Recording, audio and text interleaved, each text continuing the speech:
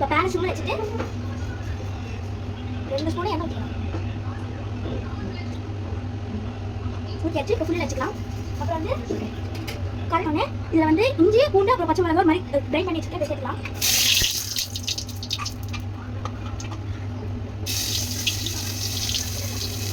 Pan சிம்மில் வச்சுக்கலாம்.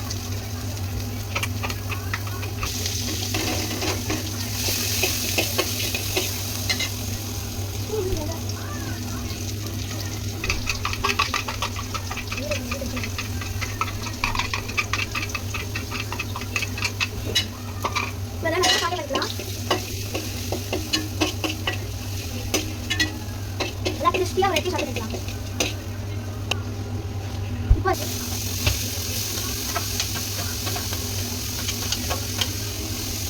2 வெங்காயம்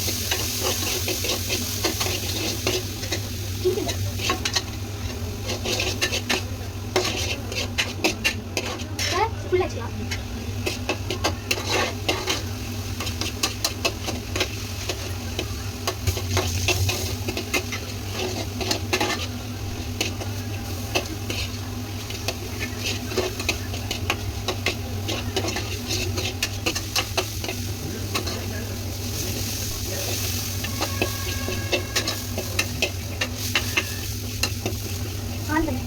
இப்போ நீங்கள் போட்ட ஆனியன் வந்து நீங்கள் 3 பங்கு போட்டிங்கன்னா 1 பங்கு வர அளவுக்கு நல்லா வச்சுக்கோங்க. இப்போ சிம்மில் வச்சிடலாம். இதில் இப்போ அளவுக்கு டார்க் சோயா சாஸ் அப்புறமா கொஞ்சம் சில்லி சாஸ்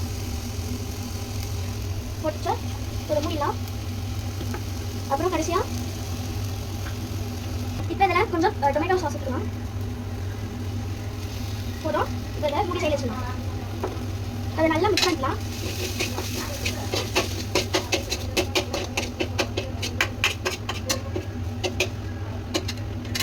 இதில் கொஞ்சம் வாட்டர் ஊற்றலாம். 1/2 கப் போதும். இதை நல்லா மிக்ஸ் பண்ணி மூடி போட்டு வச்சிடலாம்.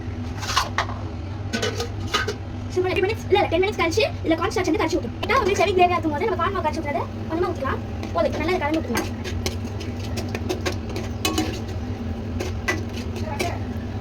இது நல்லா திக் ஆயிடுச்சு. இப்போ இதை நம்ம வறுத்து வச்சு சிக்கன் போட்டுக்கலாம்.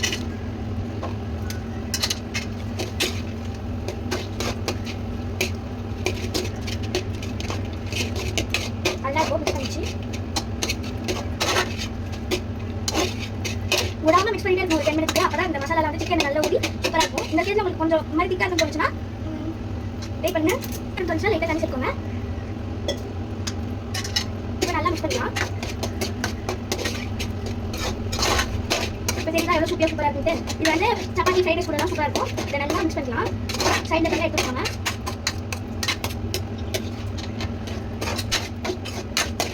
அவ்வளோதான். சூப்பரான சிக்கன் கொஞ்சம் ரெடி ஆயிடுச்சு.